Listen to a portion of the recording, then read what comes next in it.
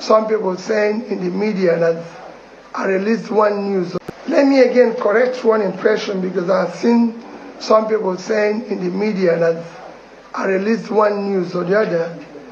I have never, directly or indirectly, spoken or released any message since after voting on the 25th.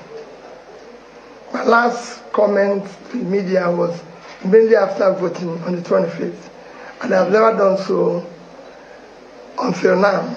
So whatever you see in the media, please disregard. It's not coming from me, directly or indirectly.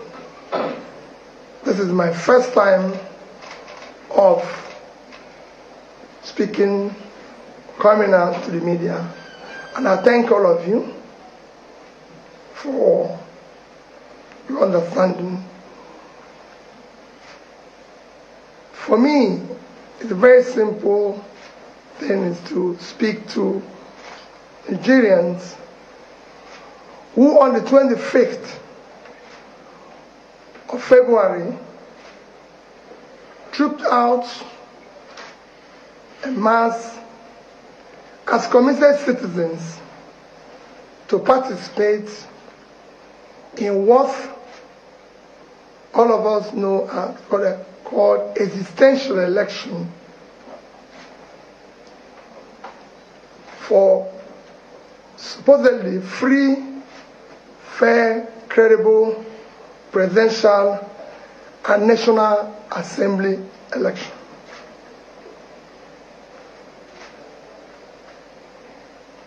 We enjoy, and in all things we give thanks to God. For me, number one thing is gratitude. Gratitude to God Almighty that continue protect and bless our dear country, Nigeria. Number two is gratitude to Nigerians that participated in the election, answering the call as true citizens in our dear country. Number three is gratitude to those of Nigerians, especially the youth, that believed and worked tirelessly for a new Nigeria, and trusting that new Nigeria on that thing and my good self. I thank them for their hard work. Gratitude to the obedient youths, those who believe that a new Nigeria is possible. And I say to them that a new Nigeria is possible, and we'll work for that new Nigeria that is possible.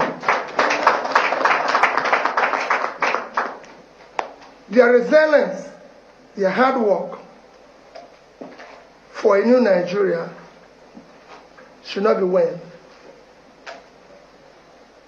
Daddy and I remain committed to that new Nigeria. I know how they'll be feeling now because of the way the elections have come and gone. The commitment and resilience of Nigerians, even in face of unwarranted American attacks, is a testimony that a new Nigeria is indeed possible. And look at people like Lady Jennifer Ifedi, who was stabbed but insisted on voting. And that gives me courage to believe that a new Nigeria is indeed possible. And there's so many other Nigerians. The election that we just witnessed have been conducted and results announced as programmed. It is a clear deviation from electoral rules and guidelines, as we were promised. This election, as you know, did not meet the minimum standard expected of a free, transparent, credible, fair election. It will go down as one of the most controversial elections ever conducted in Nigeria. The good and hardworking people of Nigeria have again been robbed by our supposed leaders whom they trusted. However, let me humbly and most respectfully appeal to all Nigerians to remain peaceful, law-abiding, and conduct themselves in most responsible manner.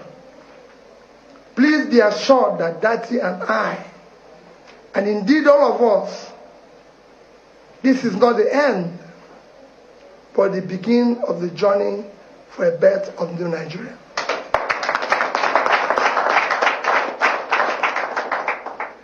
Dati Baba Ahmed and I remain absolutely undaunted and deeply committed to the project of a new Nigeria that will be built on honesty, transparency, fairness, justice, equity. All the above starts with the process. The process through which people come into office is far more fundamental, more important than what they do thereafter. It is my belief, and I've maintained so consistently, that if you must answer His Excellency, the process through which you arrive to office must be excellent.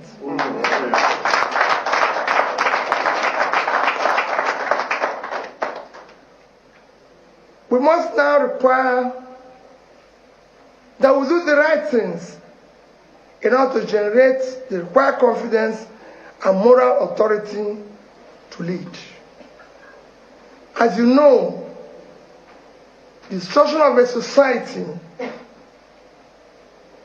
begins and gradually progress when we act rascally or with deliberate manipulation of the rule of law and suppression of the will of the people. During my campaign process, I would say that we will govern by the rule of law,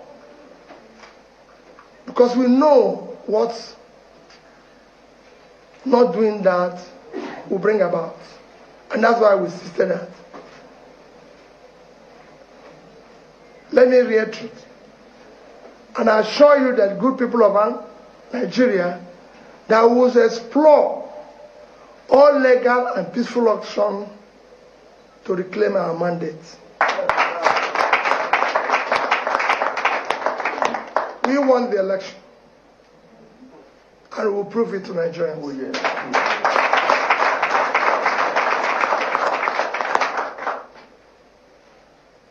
Please do not despair. We have elections coming up on the 11th. I enjoin you to go out, campaign, and bring out people to again come out and vote in that election. We still have so many massive support out there that we need for our subnational and state assemblies. Please come out and be part of that election. I assure you that I will be part of it. I assure you that I'm totally committed for a better future in this country. And nothing will stop that. That is commitment. My commitment is total. Rest assured that your support will not be in vain. and you will not find us wanting. We must build a better Nigeria, where Nigerian youths will be happy, glad to call their own country. Thank you, and may God Almighty continue to bless the Federal Republic of Nigeria. And thank you very much. So, colleagues, if you don't take anything home in what we just heard, he said we won the election and we will prove it to the world. We will reclaim that mandate. Another round of applause for him. Okay, so we will take a few questions from journalists who are.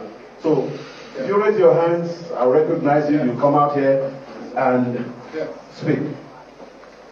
Okay. Oh, all right.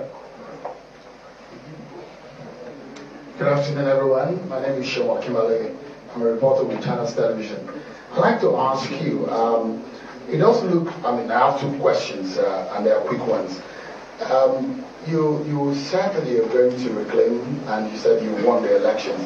If you'd like to expatiate on what you meant by that, in what areas do you think, because your speech does look to me like the elections is flawed as far as you're concerned, what are the evidence that you have to support the claim about the conduct of the election? And if you can tell us which areas, what are the aspects of the elections you think that are not right? The second part of my question is, the journey since Saturday election, you seem to have formed an alliance with other political parties like the PDP. Are you doing this challenge on the election or the outcome of the election alongside with them? How much of partnership do you have with the PDP? Have you spoken to the candidate of the PDP? What kind of alliance are you forming? Again, because of the sensitivity of the outcome, the nation went into a very crucial and tense election, came out of it, things, the nation is still very tense. And also, we discover that the nation at this time needs to come together. What kind of words are you going to send out to your supporters and your followers in respect to the fact that we must have a nation first, and then we must be able to keep the nation together? And lastly, have you spoken? Have you reached out to the man that has been declared winner for Latino? Thank you. Well, you did ask me the process and the areas. If I tell you all this, I don't know what I'll be telling the court.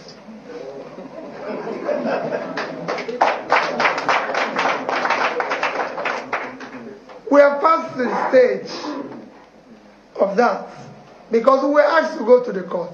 Isn't that what they said? So let's go there. Remember that I'm obedient.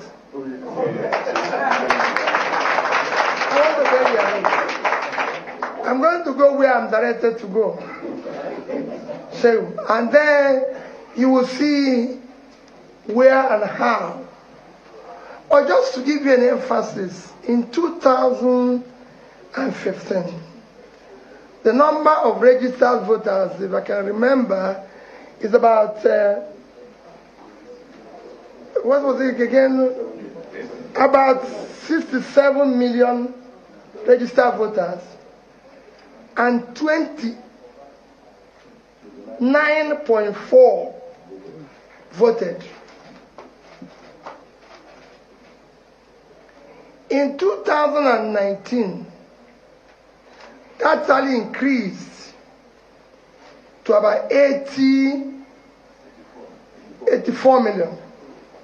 And about 28.4 million voted. And then we were told that about 11 million registered in 2022, if I'm correct, which brought the registration to about 95, but 87 collected their PVC because of the issue of not being able to collect their PVC but only 23.3 million voted. You can see how Nigeria works. So we have an increase of 11 million, and the voters dropped sharply by over 20% instead of increasing. The reason it was due to manipulation and reduction and removal and inputs of votes here and there. Because otherwise the number is supposed to have increased. It didn't increase. Because people were busy doing what is wrong. And we have chosen, I will challenge this rascality for the future of the country. Nigeria cannot conduct election 63 years after independence. It's something everybody should reflect on. Unexamined life is not worth living. And we can't go on like this.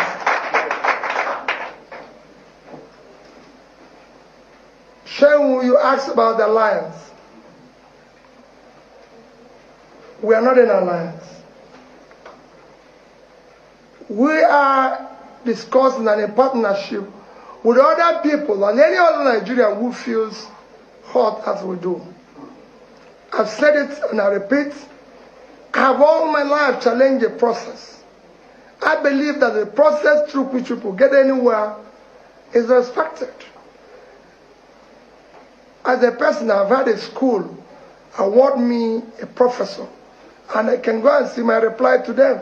I said, I can't be, because I've not gone through the process of being a professor. The process through which people come into any place is far more fundamental than what they do thereafter. We must not have people who have the moral authority because of the process who come into it.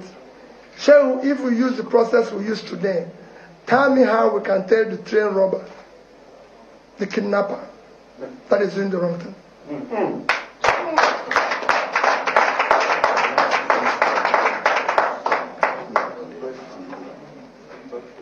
Say we have not made calls to anybody. Okay. I'm not against making calls. Everybody that is involved in this, even the two main contenders, have always said, are my elder brothers. You know, they're far my seniors. They should actually be my father. So I respect them. And I keep with that. And if they call me and want me to see them, I'll see them. But on this issue, I'm challenging the process. Okay. We'll go from here. Please come out, Talinda. My name is Peter Lisenbach. I work for Al Jazeera TV. My question is just about the judiciary. You're going to court. There've been concerns about the integrity of the judiciary. Do you believe you'll be able to get justice given the questionable calls and decisions, especially of the apex court? Mr. Fidelis, there's no Nigerian who can say he has been a beneficiary of the judiciary more than me. And all this while they tell me about integrity of the judiciary. From 2003, I've always been in the court. I was there 3 years to reclaim my mandate. I was there to come back from impeachment. I was there to do interpretation. I was there to challenge my second tenure election. And in all, I've been successful. Without in any way compromising or doing the wrong thing. Like I said, I have never knowingly, and everybody can know, compromise any law officer, any judicial officer, anybody in process, because I believe they're doing their job. So I believe they know their customers in the other side. Mine is to do the right thing. And I'm going to go there with the right thing. And when I'm going, I'm seeking who will benefit the future of their own children. And I'm sure they will do the right thing. Okay. All right, just sit in next. I'm coming to your side. Please. Good afternoon, everyone. My name is Timothy Obiusu. I report for VOA Voice of America. My question is, I've been speaking with observers and political experts who say